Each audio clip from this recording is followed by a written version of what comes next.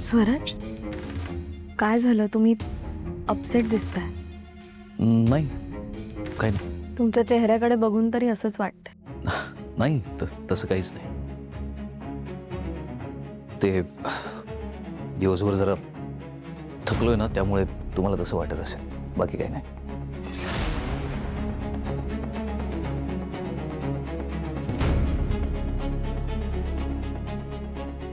नक्की ना?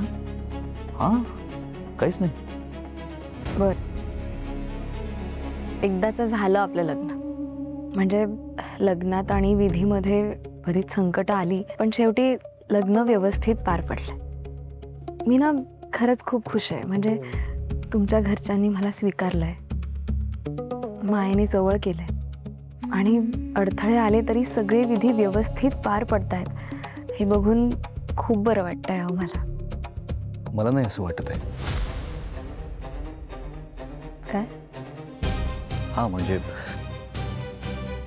आपलं लग्न झालं, सगळे विधी पार पडले, पण त्याबद्दल बोलतच नाहीये मी. पण त्यामध्ये आलेल्या अडथळ्यांचं काय? म्हणजे अगदी साखरपुड्यापासून ते आज सुनमुखापर्यंत जे काही विधी झाले, त्या प्रत्येक विधीमध्ये काही ना काहीतरी अडथळे आलेच.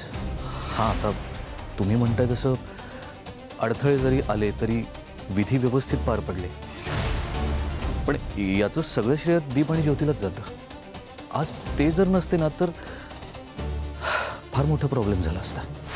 पण मला खरंच कळत नाही की आजपर्यंत इतके कार्यक्रम या घरामध्ये झालेत, एवढे प्रॉब्लेम्स कधीच आले नाहीत. आज अचानक नेमकं असं का घडतंय?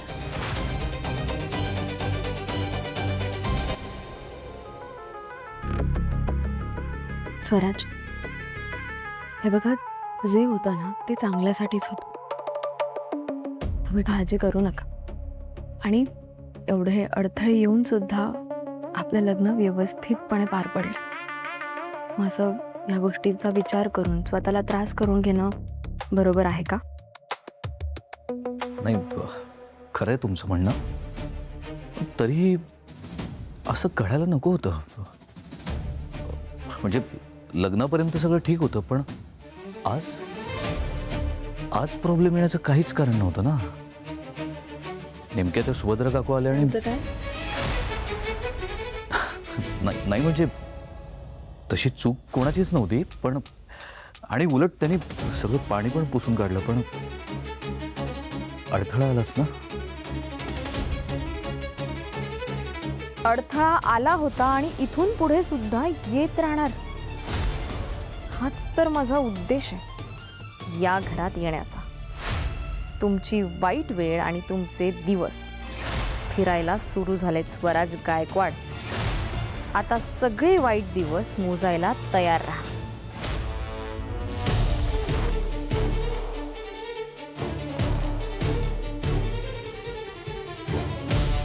स्वराज, तुम्ही ना फार विचार करताय. मला वाटतं की एवढं सगळं घडून सुद्धा आपलं लग्न व्यवस्थितपणे पार पडलं, ह्यापेक्षा अजून कुठली पॉझिटिव्ह गोष्ट नसू शकते ना. आणि आपल्या हातातून काय निसटून चाललंय ह्यापेक्षा आपल्या हातात काय आहे हे बघणं महत्त्वाचं आहे. आणि ह्या गोष्टीपेक्षा दुसरी कुठलीही गोष्ट आपल्यासाठी किंवा आपल्या कुटुंबासाठी महत्त्वाची नाही. हो ना? तुम्ही खरंच खूप समजूतदार आहात. आणि मला खरंच खात्री वाटते की आई आणि आत्यानंतर तुम्ही सुद्धा हे घर अगदी व्यवस्थित सांभाळा. खरंच खूप लकी आहे मला तुमच्यासारखी बायको मिळाली. अरे, माझी बॅग ही शोधत होती.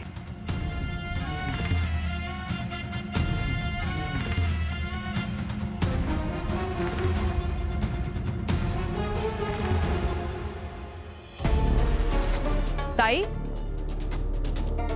अगं कुठे चालली तू? तू कुठे चाललीस? अगं मी खोलीतच जाते. तुला काय झालं पण? काही नाही. अगं हे बघ ताई, मी तुला चांगलं ओळखते. काहीतरी घडल्याशिवाय तू अशी तुटक नाही बोलणार. काय झालंय? म्हणाले ना, काही झालेलं नाही. अगं हे बघ, मला माहिती आहे काही ना काहीतरी नक्की झालंय. तू मला सांग, कोण काही बोललं का? काही झालंय का? तुला हे सगळं सांगून काही फायदा होणार आहे का? शेवटी तुला जे करायचं आहे तू तेच करतेस ना. अगं, मी काय केलं आता? काय गरज होती ग सुनमुखाच्या कार्यक्रमात पुढे पुढे करायची? काय गरज होती? झाला ना घोळ. स्वराज आणि बाकी घरचे दुखावले गेलेत. अगं ताई, सुभद्रा काकूला ठसका लागला म्हणून पाणी दिलं फक्त तिला. मी बास झालं. सिरियसली बास झाली तुझी मदत. आता नको करूस. कारण तू जेव्हा मदत करायला जातेस ना तेव्हा काहीतरी मोठा घोळ घालून ठेवतेस आणि हे ठरलेलं आहे. त्या सुलोचना आत्या पण बरोबर बोलत असतात. तू घोळ करून ठेवतेस आणि सगळ्यांची गुडी कोडी काढणं आधीच तयार करून ठेवतेस. गृहप्रवेशाच्या वेळेस पण तू पुढे पुढे केलास आणि मला जाब विचारलास की मी ही अट का घातली. तुला नक्की कशाचा प्रॉब्लेम आहे? ताई अगं, हे बघ, त्यावेळेला मी चुकीची नव्हते. सुभद्रा काकूबद्दलचं मत माझं बदलत चाललंय. काय बोलतेस तू ज्योती? मी बरोबरच बोलतेय. साखरपुड्याला, लग्नात तिने घातला ना तमाशा. मान्य तिला काही गोष्टी पटल्या नाहीये, पण अगं तुझा नवीन संसार सुरू होतोय तेव्हा तरी शांत बसायला हवं ना. पण नाही. आणि तुला तरी काय गरज होती ग तुझ्या सासरी तिला इथे घेऊन यायची? तुला वाटतंय का तुला आणि जिजूला ती सुखानं संसार करू दे? हे बघ ताई, ती इथे आलीये हे आत्याला काय कोणालाच पटलेलं नाहीये. अगं, प्रत्येक वेळी फक्त आपला विचार करून कसं चालेल? ही भली माणसं आहेत म्हणून त्यांनी तिला इथे राहायला जागा दिलीये. पण काय? पण मग काय करू? काय म्हणणं आहे तुझं? त्यांना सांगू निघून जा इथून. अगं,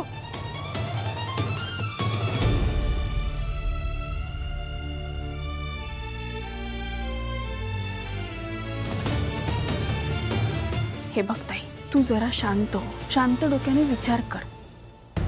तुझ्यासाठी हे घर, इथली माणसं सगळी नवीन आहेत अगं. त्यांच्या मनात तुझ्याविषयी काही गैरसमज व्हायला नको इतकंच मला वाटतं. ते मी बघते ना. मी समर्थ आहे सगळं बघायसाठी. उगाच मदतीच्या नावाखाली लुडबुड करू नकोस. अगं ताई, ताई अगं,